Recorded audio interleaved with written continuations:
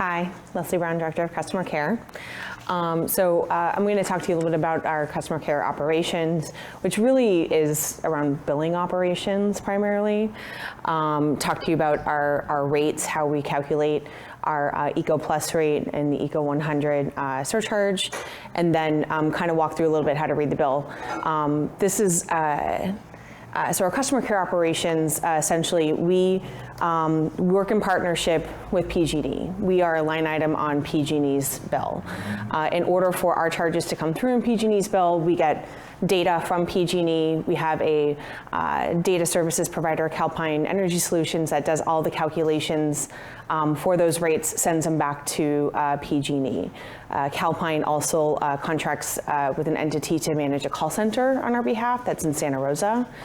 We share that call center with all of the other, a majority of the other CCAs that Calpine does the billing operations for. They are the provider that's servicing most of the active CCAs in California right now. There are a couple other data management providers, but Calpine's been doing this from the beginning. They started with MCE and have expanded to be servicing that for most of the other active CCAs.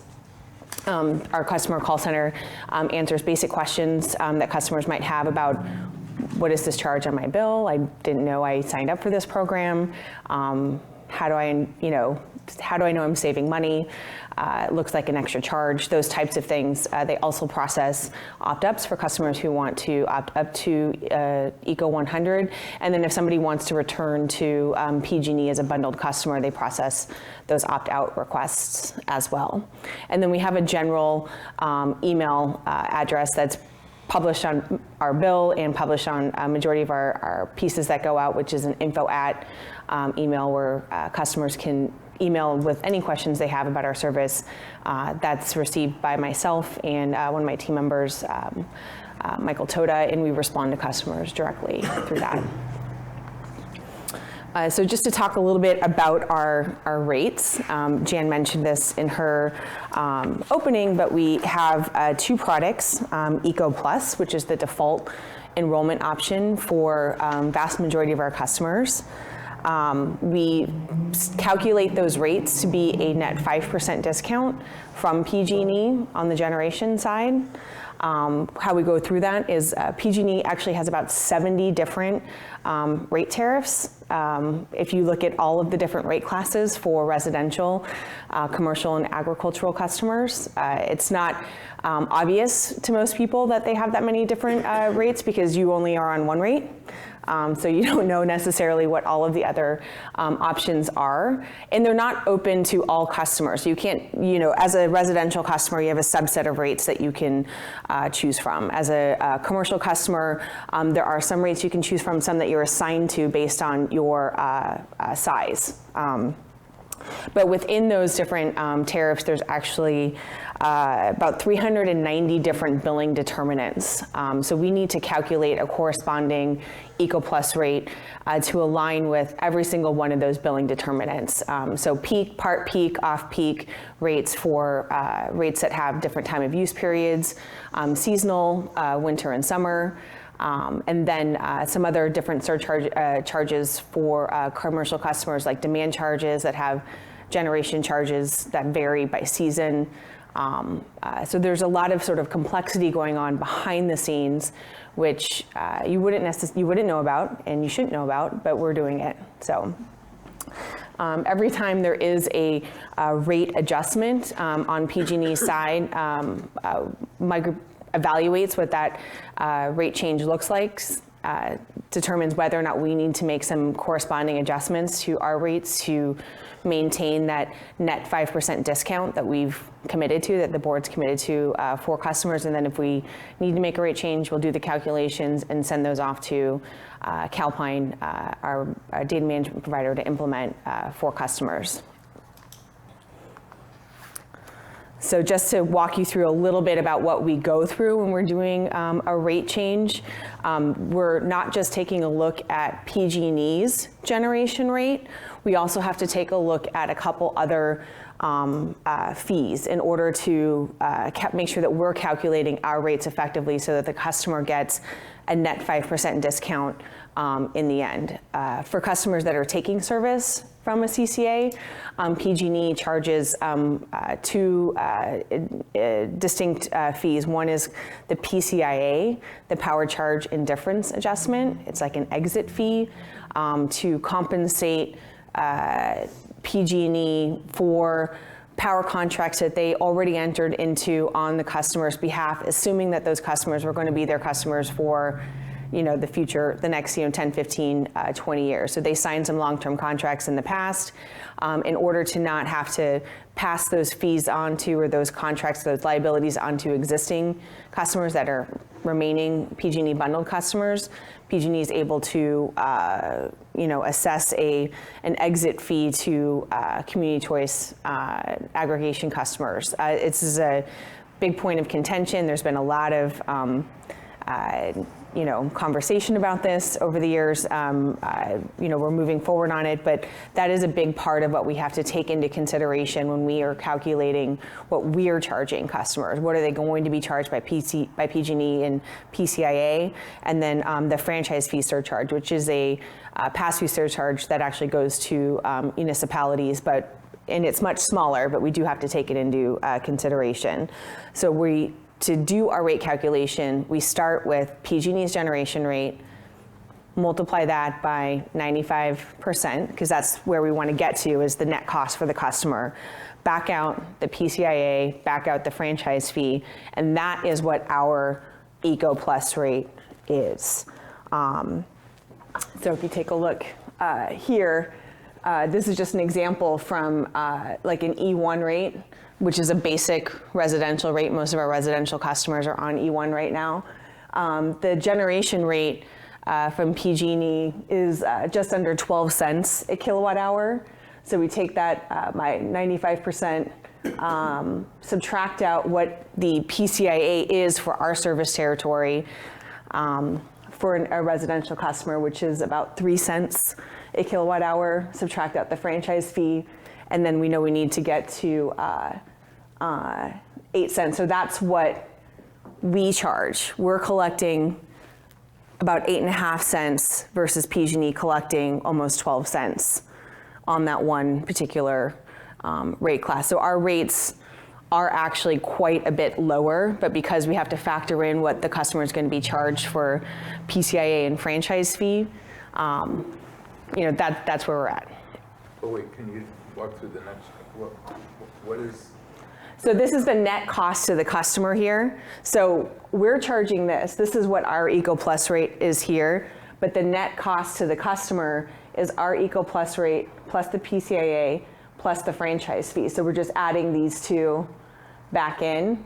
So the customer is paying 11.2 cents a kilowatt hour instead of 11.7 cents a kilowatt hour. But effectively 3 cents that goes to PG&E. Yeah, this 3 cents is, this 3 cents goes to PG&E.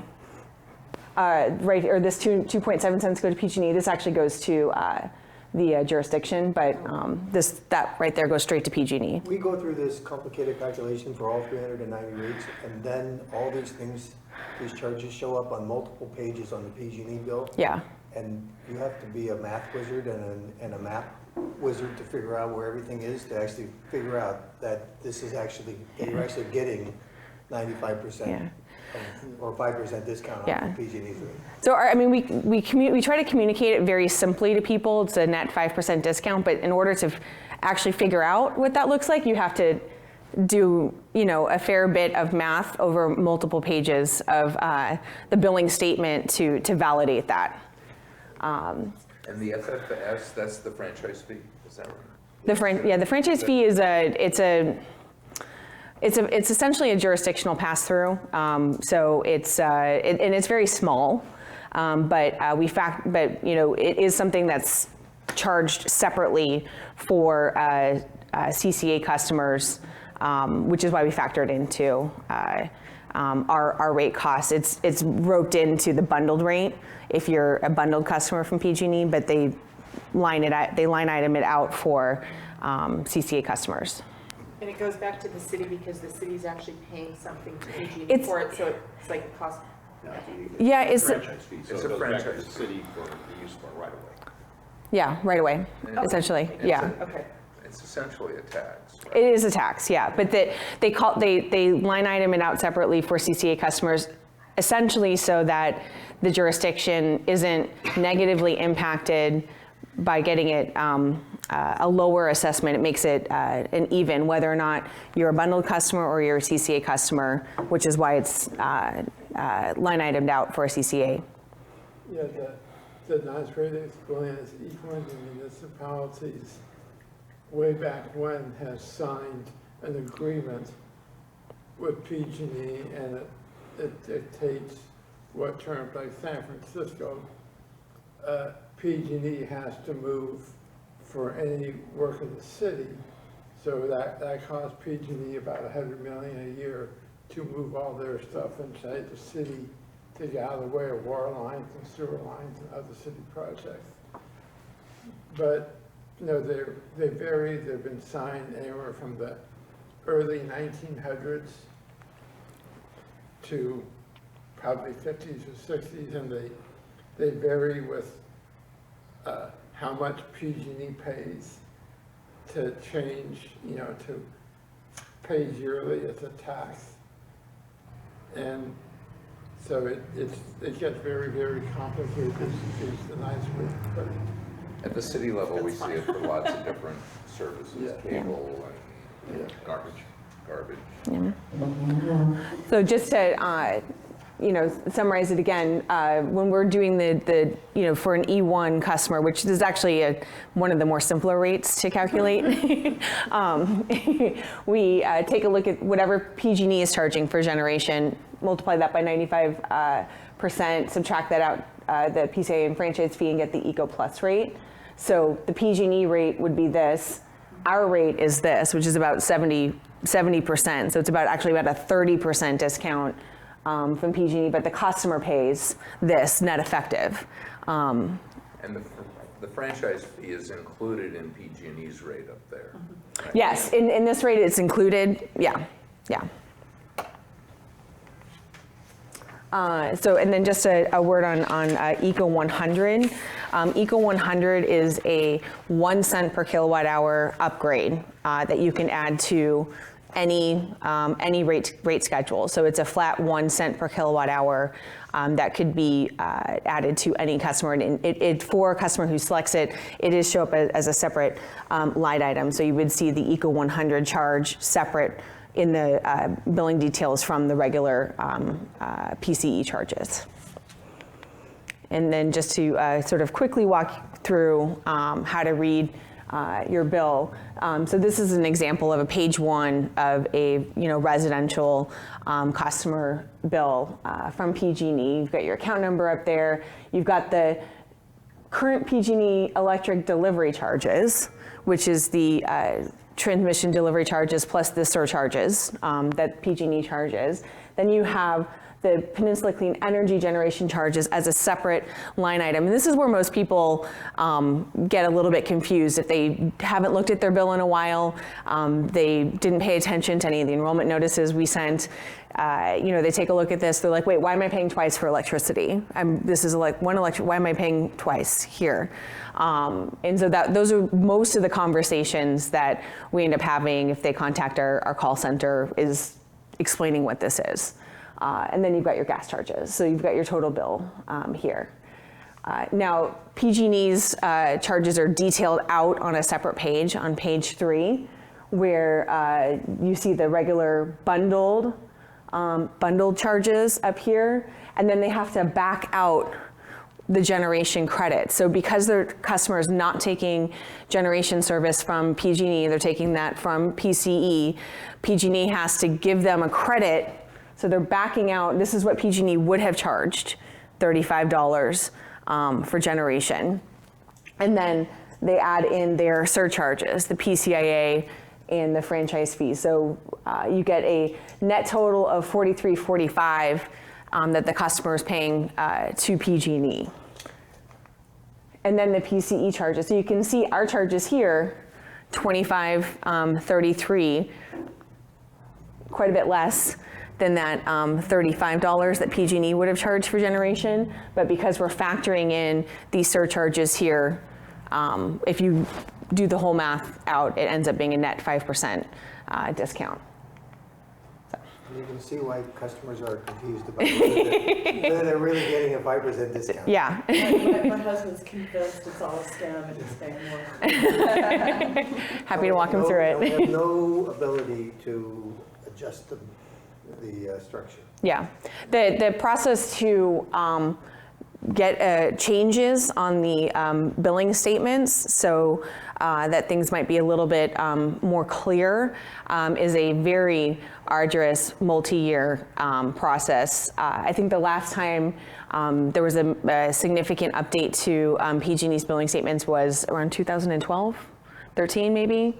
And so at that point in time, there was only one CCA that was really in operation. And so it was like seen to be like, oh, well, this is a good solution. It's only like this handful of folks in Marin that are having to deal with this. It's not really a big deal. But now that you're talking about, 75% of PG&E service territory is currently being served by CCAs or is about to be served by CCAs in the next couple of years.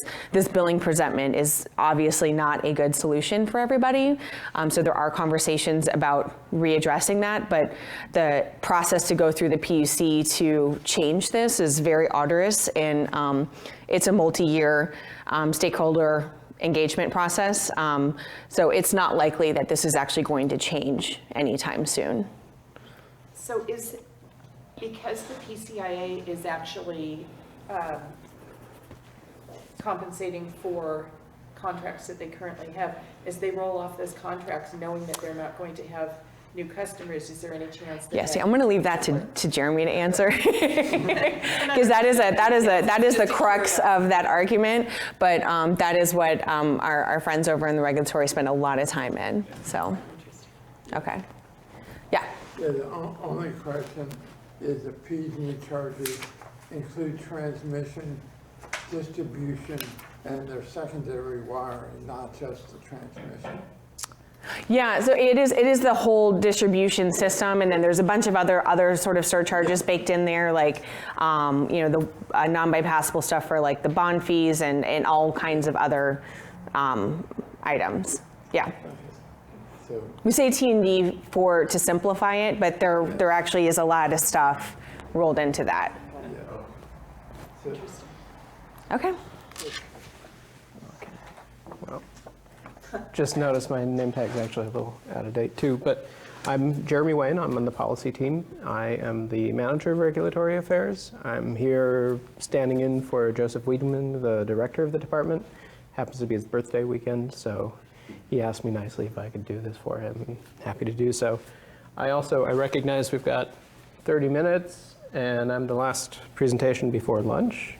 I have a total of 3 slides to get through. I don't imagine taking 10 minutes per slide, so let's get through the slides, and then I'm happy to field questions, because a lot of the work that our department does really impacts all the other lines of business within this operation, whether it's programs, rate design, even some of the communications requirements and whatnot, and certainly procurement, which we'll get to later in the day. This is our team at present.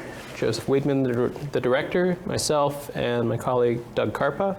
We actually have a vacancy on the team presently that I'm going through the process of bringing someone on for. There'll be a regulatory analyst, a more junior role, but to help provide more bandwidth on the many different issues that we deal with. I actually joined, I've been with Peninsula Clean Energy a little over 2 years. I've been working in the CCA space since 2012. I was with Marin Clean Energy for quite a while, doing regulatory affairs there too.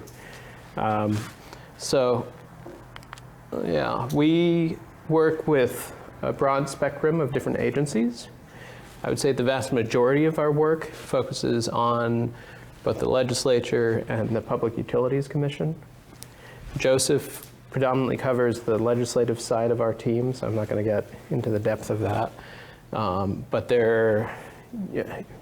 just quickly, you can imagine, given the state of the market presently and all the headlines that have been directed PG&E's way lately. There's a lot of legislation focused on the energy sector, especially on PG&E, and that's been consistent for the last several years, so it's a pretty busy forum. The Public Utilities Commission directly regulates PG&E and the other investor-owned utilities. There are certain state laws and state programs that require us to answer to the CPUC as well, and I'll get into some of that. But there's always this tension where there's either issues being considered at the CPUC that have a direct impact on us, programs where there's certain compliance we have to demonstrate to the CPUC, or there are indirect impacts where, say, PG&E asks for some new program, it costs X billions of dollars and it's going to get billed to our customers, or changes to the power charge and difference adjustment rate have a very material impact on us. But it's really PG&E asking for changes in its revenues to inform that fee, things like that. Occasionally we do dabble at the Energy Commission, Air Resources Board, and the California Independent System Operator. Energy Commission tracks some of the emissions accounting and a lot of programs, programmatic funding. They also release a report, the annual electric, what is it, the IPER is the acronym for it. It's a State of the Energy Market report. They come out with every 2 years and they update on the off year. It then informs all the different state level planning processes within the energy sector, so it's a very important document. And the ISO is a venue that we've been getting more and more engaged in, and I've been getting more and more engaged in. The independent system operator is the one in charge with keeping the grid reliable, keeping the electricity flowing. And they manage the various wholesale energy markets within the state. And why that really, in part, the reliability is very important to us, but also it's very important. These wholesale markets and how they're designed and how their rules are set up are very important to us because they impact our programs. They impact the value proposition of putting a battery unit at a site and providing grid level services with that battery during non-emergency events. They also set certain rules for well, a number of different things that the next slide will get into some topic areas where we can talk a bit more, but the reliability planning and the resource requirements are a hot topic these days as the grid is transitioning from conventional resources, gas, nuclear, hydro, to the lower carbon fleet of the future being wind and solar and batteries and other technologies. There are key behavioral differences with those technologies. Wind and solar generate when they generate. You can cut the switch so you don't get the electricity, but you can't really tell it to, I would like the solar plant to generate at 9 p.m. tonight. That doesn't work. Gas plants are dispatchable, where you can schedule when you want them to generate electricity, when you want them to generate more or less.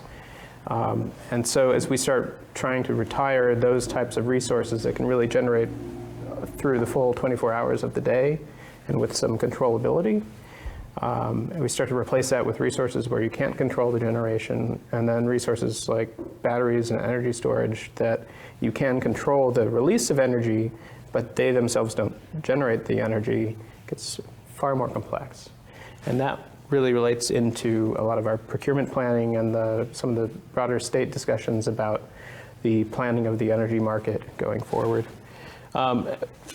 Thankfully, we've not yet had to intervene at the Federal Energy Regulatory Commission, but they are part of this space. They directly oversee the California Independent System Operator, whereas the Public Utilities Commission and the Energy Commission, those are state entities that answer to the state. As we get more and more into these challenges of bringing on the grid of the future, there are questions, I'd say, more and more frequently bubbling up to kind of walking the jurisdictional line between what is under the state's jurisdiction versus what is under the federal government's jurisdiction, and how markets can be shaped, how they can create certain incentives, such.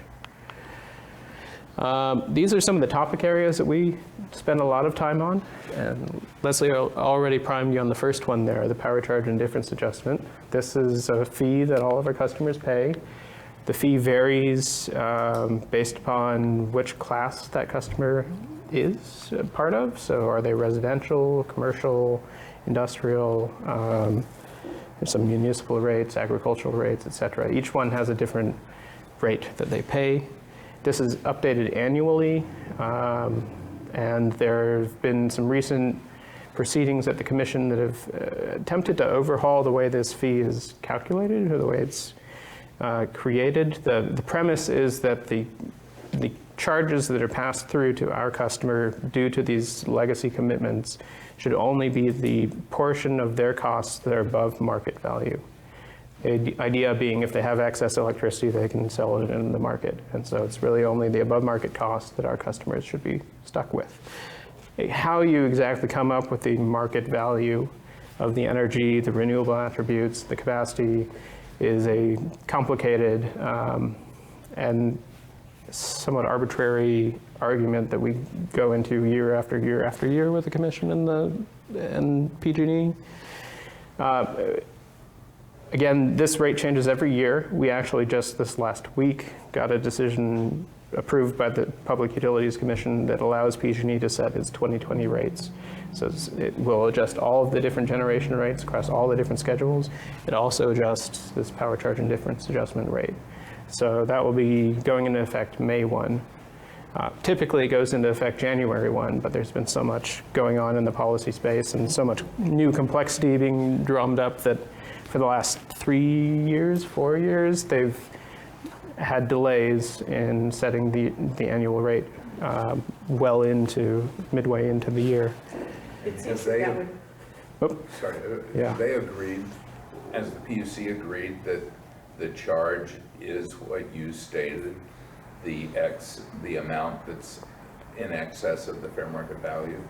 Yes, so there are a number of different types of proceedings at the Commission. There's one that's a rulemaking proceeding specifically focused on the power charge and difference adjustment and the policy conversation about how do you properly calculate market value, how do you properly calculate these fees.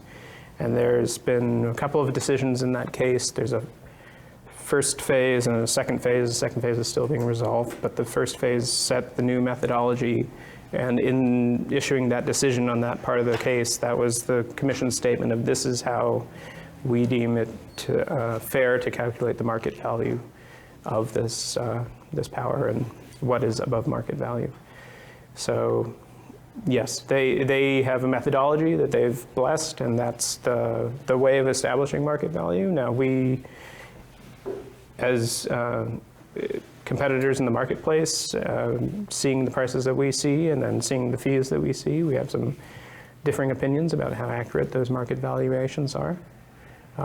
And that's a continual bone of contention between us and the Public Utilities Commission and the utilities. the PCIA though presumably is aging out and therefore will always be reducing as opposed to ever Yes. increase? So in addition to considering what type of customer the customer is, whether they're residential or commercial, there's also a consideration of when they switched service, and that's called their vintage. And all of our customers have the same vintage based on the point in time when we launched our program.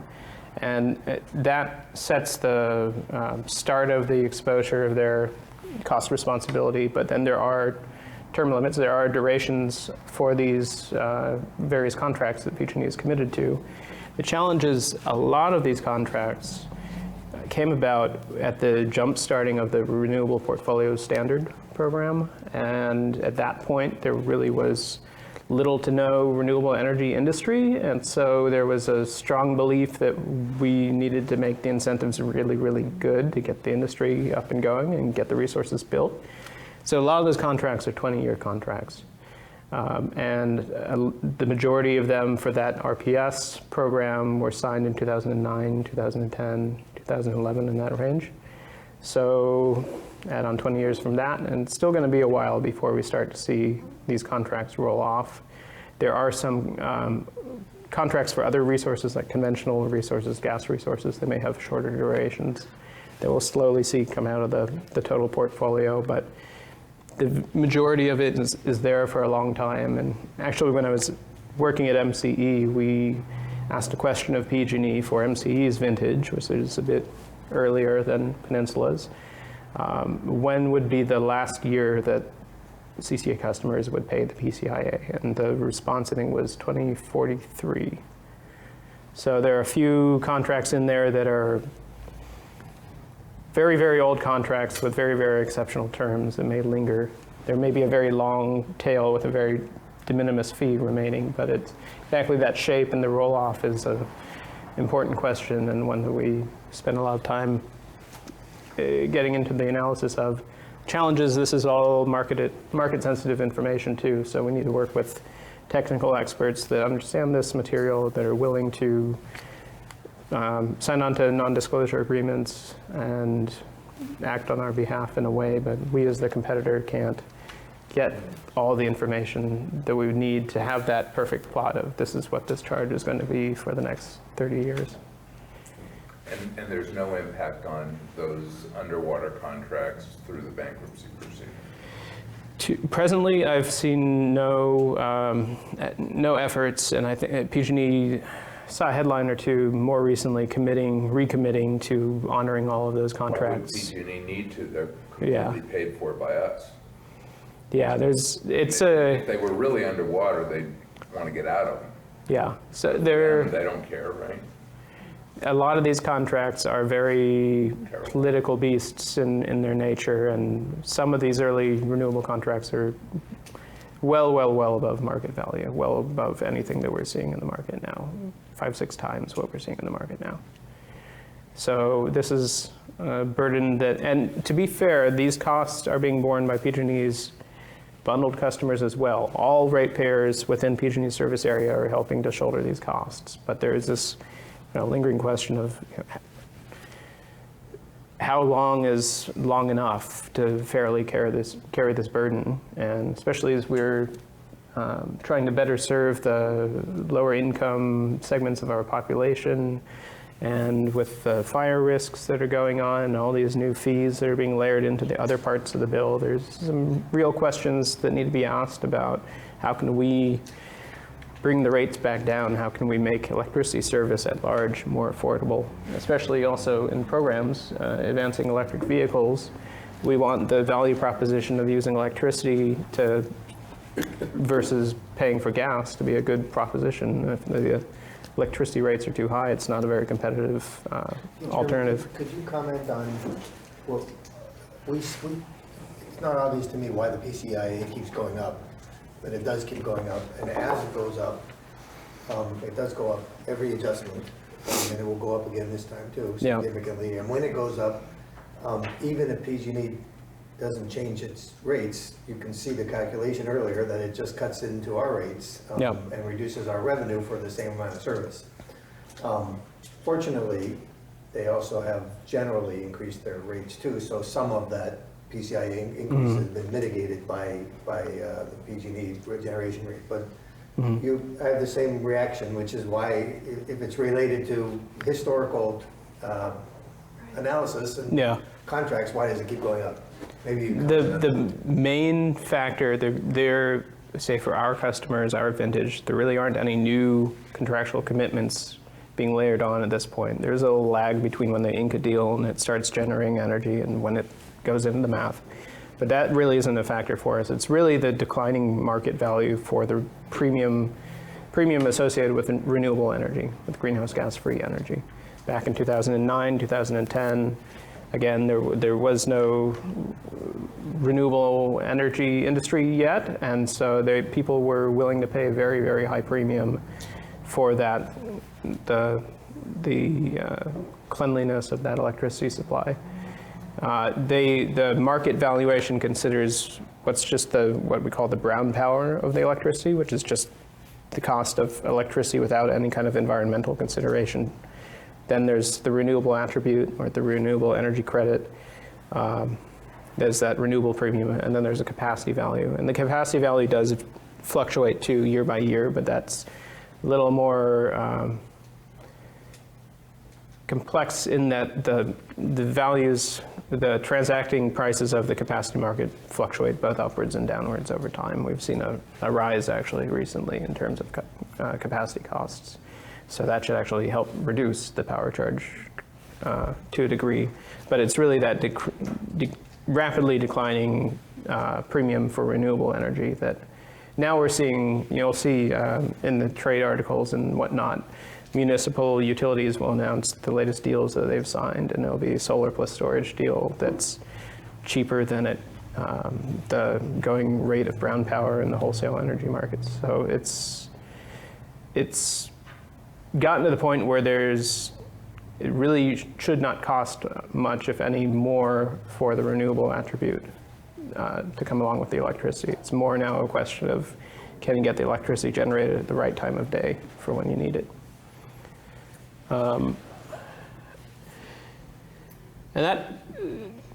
Any other PCIA questions? This topic comes up every year. Multiple board meetings, you'll be hearing about this fee over and over and over again. It's directly impacts our rates, our margins, and then impacts how much fund money we have for programs and other initiatives. So It's just mind-boggling, especially as Rick said, if PG&E is declaring bankruptcy, why wouldn't you offload these contracts? California, the main reason why they're not offloading these contracts is that California really does not want to appear to be bad for business. And if they start to renege on some of these contracts. That's certainly California's reputation. Yeah. It's not bad for business. Well, California, That's a joke. yeah. When you, especially We're doing business here. comparing energy markets, California has easily some of the most complex rules and requirements of any of the energy markets in the states. And again, it's a very political question. A lot of these resources, where you may recall back to when Schwarzenegger was our governor, he was all about bigger, bigger, bigger, competing with China or any other power out there to build the next biggest solar plant, the next biggest solar thermal plant, next biggest wind project. And so there's certainly some economies of scale that come with going big, but there's also, when it's an emerging industry, there's a serious commitment you're making when you're buying a gigawatt of power from a new technology that hasn't really been proven elsewhere in the world. But the PCA is super important to our business Yeah. and to all the other CCAs. Jeremy's, we work with Cal CCA, which is our trade organization, and Jeremy's kind of the lead person for all the CCAs working on PCA. So we're really fortunate to have Jeremy. He's always looking for how to get that number down. Yeah. We've been operating for almost 4 years now, so we're in good financial shape, as Andy will tell you. But some of the other CCAs that are just starting and haven't built up their reserves, if this PCIA goes up a lot, they're going to be in trouble. And so it's really critical for the whole CCA movement that we get this under control. It's like the prime thing in the regulatory arena that we have to. And because it changes every year, it creates this real tension between CCA procurement that wants to focus on longer term commitments and longer term value propositions to the communities where we're building these resources. And once we lock in a price with that contract, that's part of our operating costs going forward. But this fee keeps growing year by year, tightening our margins. So it creates this real tension between making these long-term commitments to programs and procurement while having the risk of this constantly changing rate. Just a curiosity question, you may be getting to this afternoon, I don't know, but in terms of where we purchase our power from, are we purchasing from any of the legacy companies or sources? Some of them. I mean, we are purchasing from some existing renewable projects, but those aren't in PG&E's portfolio. Those are basically merchant plants that are out there that we're selling to someone else, and then you know, they did maybe a 5-year contract and then they look for someone else to contract with them. So, but we'll get into that this afternoon. It's a good question, and it gets complicated quickly. There's who we have direct contracts with, and then there's just kind of how the industry operates. The electricity grid is constantly having power put onto it and power being drawn off of it, and you know, tracking whose electron goes where is a very different proposition than whose contract is for I was just thinking, which resource. in the context of the kind of response about, you know, PG&E getting out of their contract, I think, it seems to me that's a pretty complicated issue in terms of the whole energy generation issue, the industry. It's complicated because of politics. I mean, there are, the contracts that, like Jeremy said, were entered into at high prices because that was the price at the time. If you look at private company bankruptcies, they get out of underwater contracts when they go into bankruptcy. That's part of what you do in bankruptcy is you shed the uneconomic transactional obligations that you have, and PG&E isn't motivated because we pay for it. I mean, it's not just us, it's also the bundled customers. It's all the customer base pays for it by covering these prices, and so they're not trying to shed those contracts. And there is some political pressure not to shed them because there were early commitments made to launch the renewables industry. And so there's, and who suffers is all the ratepayers, both bundled and CCA. But the just general structure of the whole way the industry is set up never motivated PG&E to be cost conscious, because they just, whatever they spent, they just get a margin on top of it. That's the way the rates are set. That's the regulatory department, standard margin. So they never had a motivation to, if they had a contract that was good or not good, to try to figure out how to renegotiate it. Or even initially negotiated at a low price. Like we're motivated to negotiate a low price. We're competitively negotiating for the new power we buy. PG&E never really had that motivation. Yeah, they contract for these, they sign these contracts, they take it to the Public Utilities Commission. If the commission approves it, they say, yes, we'll approve it, and you can recover through rates the cost of those contracts. So they've gotten, you know, that's why they don't have motivation to do it. One of the things we're doing in the PCIA is suggesting that for some of these contracts, if the counterparty is interested, would they be interested in contracting with us instead? So assigning the contract to a CCA or someone else, and maybe we can change the terms of it, we can maybe increase the length of the contract and reduce the price, or do something, because we might be interested in some of those projects. PG&E doesn't need all of that solar and all of that wind that they contracted for, because a lot of customers have gone to CCAs. So that's one of the things that Jeremy's also working on this, is to asking them to optimize their portfolio and to get rid of some of the contracts if they can, if the entity they contracted with is interested. So that would be awesome. We'll see. Well, it helps when we have a credit rating that's higher than PG&E's. Yes, we have an investment grade credit rating, which is higher than PG&E, so we're a better counterparty right now than PG&E. Yeah. We pay our bills Yeah. So we were talking a little bit about the political realities that impact the industry. To be fair to PG&E and the other investor-owned utilities, a lot of the costs that are in that total portfolio that then get passed through to everyone are costs that stem back to some mandate from the legislature telling the commission to tell the utilities to go buy X, go buy Y, go buy Z. Whether they negotiated for the best possible rate when they went and made those commitments is a second question, but a lot of what's in their portfolio is layered in through by legislative mandate. And a big part of that is that it's, it's always appealing to say, hey, I got this new thing built through my bill. There's also just it's very, very hard to increase taxes in California. It's much, much easier to bump up the electricity rate a little bit for this premium or this program or this initiative. So there's quite often the rate base rather than the tax base, provided they can create a hook to make it justifiable to use the rate base, will be leveraged for some societal motivated program or initiative or resource build. So there's a lot of political history that goes into what's really in PG&E's portfolio. The piece that I'm having trouble with, though, and we shouldn't be discussing it here, is then again the shareholder, the benefits to the shareholder and the dividends they're receiving. So they don't profit off the sale of the actual electricity. They get their rates of return off the investments in infrastructure, the distribution grid, the substations. This was something that was done in the industry back when they tried to fully deregulate at the tail end of the 1990s, early 2000s. They decoupled the electric utilities incentive structure, so they are truly indifferent to how much electricity they sell. Now, they do have long-term commitments for a resource to purchase the electricity there. That's directly passed through to customers.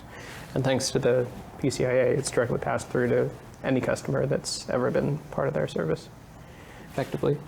What's the percentage of electric bill or the bill from PG&E that's from the infrastructure of the system compared to that energy demand?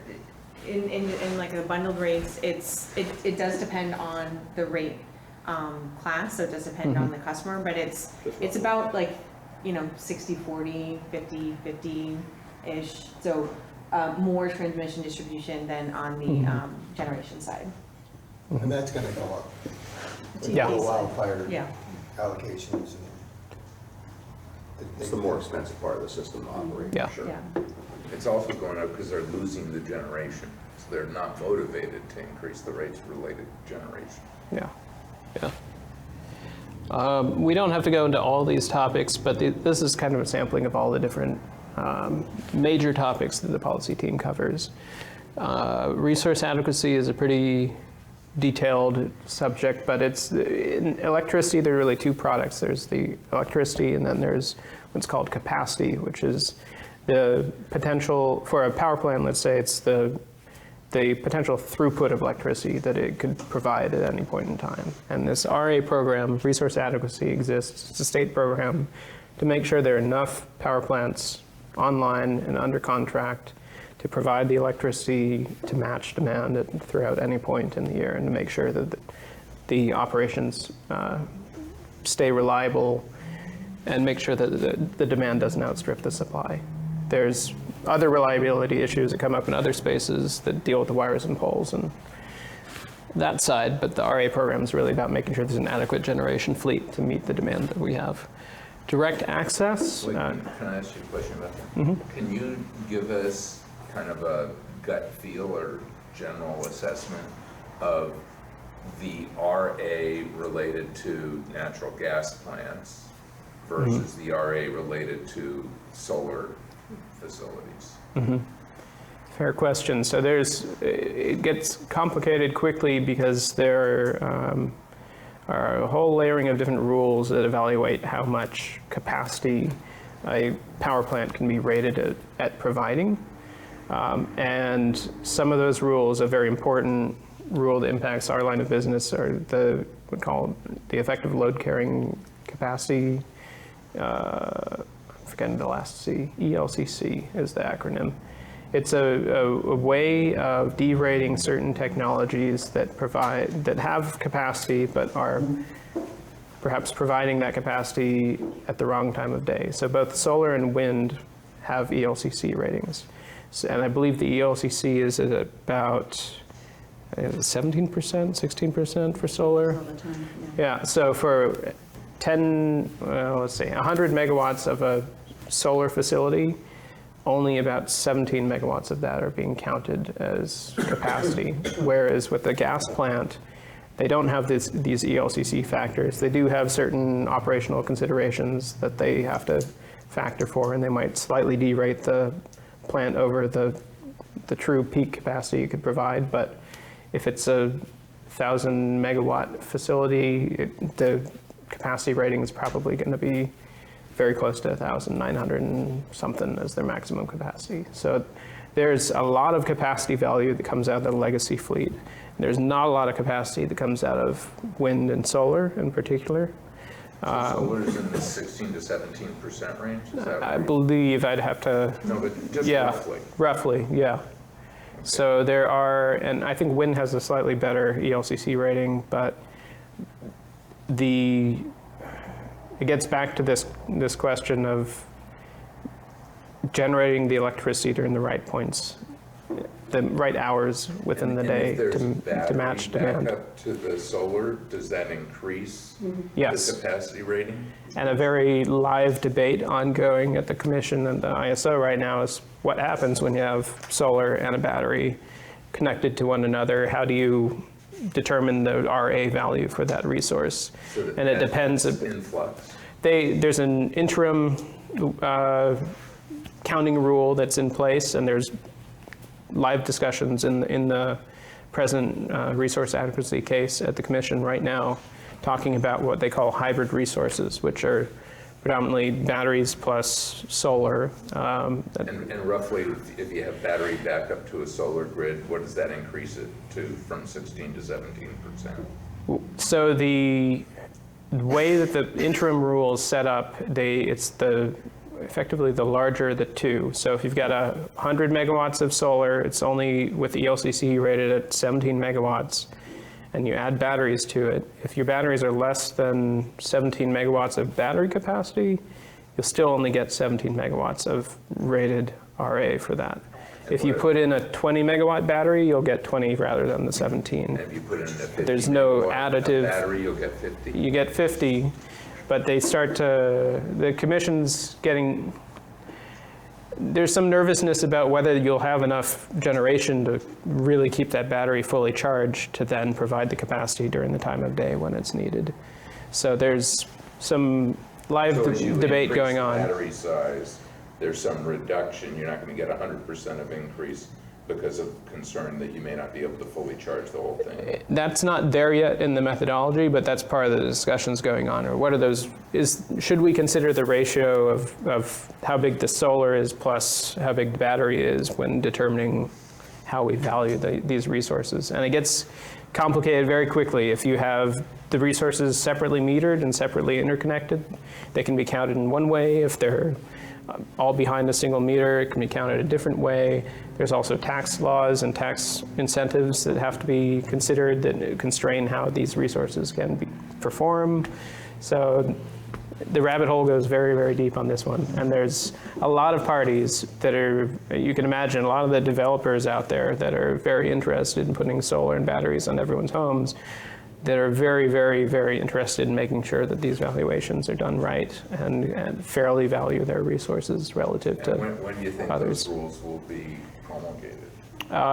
That is being considered in a case now at the commission, and I think they are aiming for a June or July decision. This year, sometime So this sometime this year.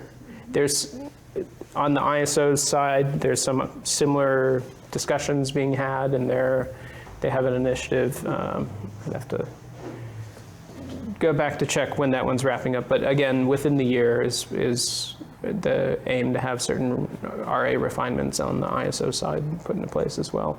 So it's as the market evolves, as the types of resources that are supplying into this energy market evolve rapidly, the rules are suddenly having to change rapidly. And there's a lot, even just in the last year, there's a big uptick in conversations around resource adequacy.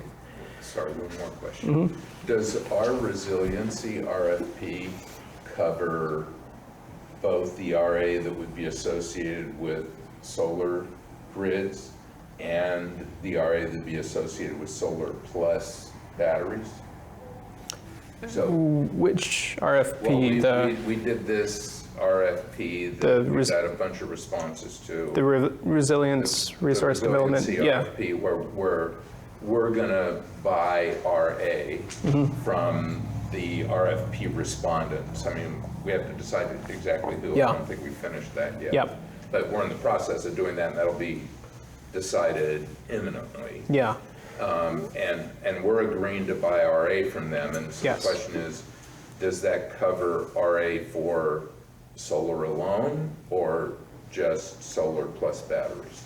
It will be, I believe, I'm not the staff expert in this RFP, but my understanding is we will buy the RA from these resources, whether it's just distributed solar, at solar plus storage, at whatever the greatest value is that those resources can be rated at. And this is why this matters so much, is the capacity value of a resource is a significant portion of the value. So especially when talking about distributed development, where we're trying to provide these kind of ancillary benefits to our community of resilience, backup when an emergency strikes, but during all the rest of the time when it's a non-emergency state, there are certain market values that you can leverage. This is, the capacity value is one of the largest market values to unlock.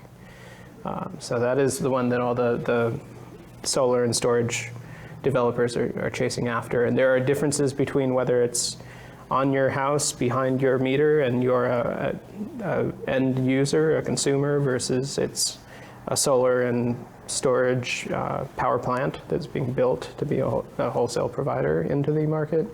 That changes the rules too. That changes the valuation as well. RA?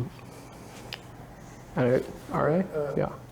Has the legislature done anything to regulate PG&E's public safety power shutoffs? I know there was a bill by Senator Hill, but I didn't hear what happened to that. So that's a very live discussion, both at the commission and at the legislature.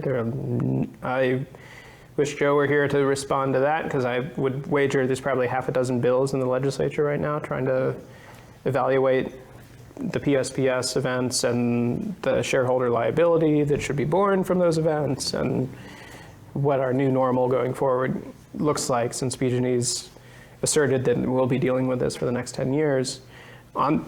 On the CPUC side, they have an investigation going on, which is a type of proceeding that's been going on for some time now, where they are also exploring that. But then the PSPS, the realities of the PSPS events start showing up in all sorts of different parts of the business. So the power charge and difference adjustment that we were just talking about, that rates are set through a proceeding that forecasts what PG&E thinks its costs will be to provide generation service in the next year.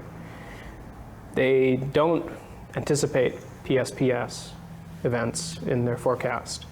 So a live question that we're having to deal with in the coming months is looking back at last year's usage. There will be a significant drop in PG&E's load due to the PSPS events in October. How is that being tracked and accounted for in this methodology? And is that having a neutral impact, neutral in terms of competition between us and PG&E, or is that somehow, there's a potential for it to be skewed in various different ways? So the PSPS events are adding a whole nother layer of complexity to the sector that is definitely making all these cases more challenging. It also makes it far more challenging on the customer communication side as well. And we talked about the resource adequacy program, making sure there are enough power plants around. If we have a blackout, the customer doesn't care whether it's because we don't have enough power plants or because a pole went down. They care because their power's out, and that's having a material impact on their livelihood. So at the end of the day, translating all this back to just the common language for our community so they can understand what's going on and why what we're doing is important is challenging. Hey, Jeremy, lunch is here. Okay. We could grab lunch and then you can decide whether you want to continue hearing more. This is all really interesting, or move on, or whatever. This is the last slide. I'm happy to chat through lunch if folks want to keep going, or if you want a breather, that's fine too. Can anyone stay past 2 today if we extend to 2:30? No. I think we'll finish. I think we'll finish too. Okay, then we'll have a working lunch starting in 5 minutes, or as soon as Jeremy can wrap up. Mm-hmm. So I gotta go pick up my daughter. Thank you very much, everybody. Thanks. Do you have lunch here? No. You want to So- go over lunch, or you want to finish up? I'll call out just 2 of the items on this list to talk a little bit more about. The third bullet, expansion of direct access. And then I guess it's the fifth bullet down, the integrated resources plan. And that one I'll largely tee up for the procurement conversation going on. But first, direct access. So direct access is a program in the state that allows for, it was the first form of competition in the generation side of the electric utility business. Back in the late 90s, early 2000s, when they tried to deregulate the market, the thought was to have for-profit companies compete for the retail service, customer by customer. And so in the aftermath of that failed deregulation experiment, there was a certain portion of the load being served by these for-profit companies that were able to maintain that service arrangement. That service ended up being capped for a period, and just recently, in the last year, they've upped the cap as well. So there's now this a new period of enrollment where certain customers can elect to take their service from what's called an electricity service provider, which is the industry term similar to CCA. But they're a for-profit business that is buying and selling electricity for profit. They typically go after the large users, so industrial load, large commercial load. Part of why CCA actually formed, why the bill that created CCA was started, was because when they tried to deregulate, they quickly realized all the big targets, all the big accounts were being picked up by these alternate providers, but all the residential customers and the small commercial were being left behind. So CCA was a way of helping to serve those segments of the rate base. This does have a potential impact on PCE as well as all the other CCAs. You can imagine the way the state has its program set up, there's limits on the total amount of demand, of capacity that can be served under this program, but you can imagine we get pretty nervous if there's a prospect that one of our top customers may go to an alternate provider. So there are conversations ongoing at the commission that were motivated by this Senate Bill 237, which opened that cap back up again. And there's some discussion about what are the requirements for direct access back in 2000 were one thing. The requirements for any incremental development of direct access now should really take into consideration all the environmental goals we have, all the new developments in the industry that have occurred since then. So there's some live conversations about how that next phase of growth will play out, where it will play out. And they have this whole complicated lottery system, so anyone who wants to take this service has to put their name in the lottery, and then if their name gets drawn, they get to elect to switch service. So there's a bit of guesswork involved too for all of us in terms of how much is this or is this not going to impact us in our service area. And what's the purpose of it? The purpose is to provide competition in the energy retail marketplace. But that's a fair question. If they're buying the cheapest energy they can find and they're doing so through short-term transactions, not long-term transactions that really allow for new resource build or keep resources online for long-term, they just kind of skimming the difference between where the retail market is and the wholesale market is without really adding value. It's a fair question. There are some ESPs that really focus on green energy too. And there are certain large customers out there that have their sustainability objectives and are very motivated to have a fully green supply. And so there's a potential for competition in that regard too.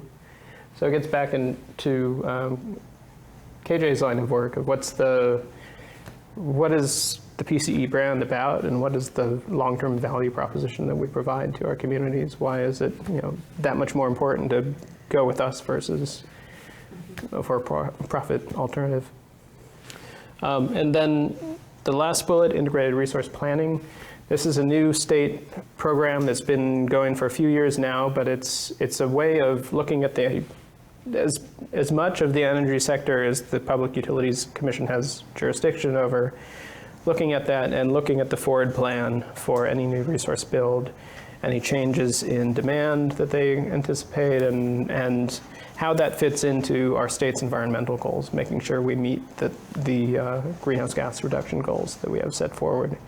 And so that's where they're considering big things like what happens in 2024 and 2025 when PG&E's nuclear plant Diablo Canyon retires.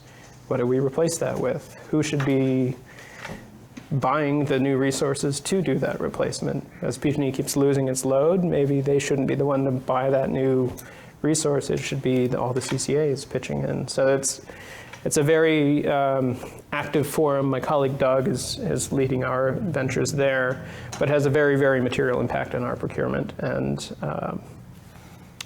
how we make sure that we are not just serving our load effectively, but doing our part in the broader state context of making sure the state achieves its climate objectives. Would that actually be a positive thing financially and just generally if the CCAs did take that on? Well,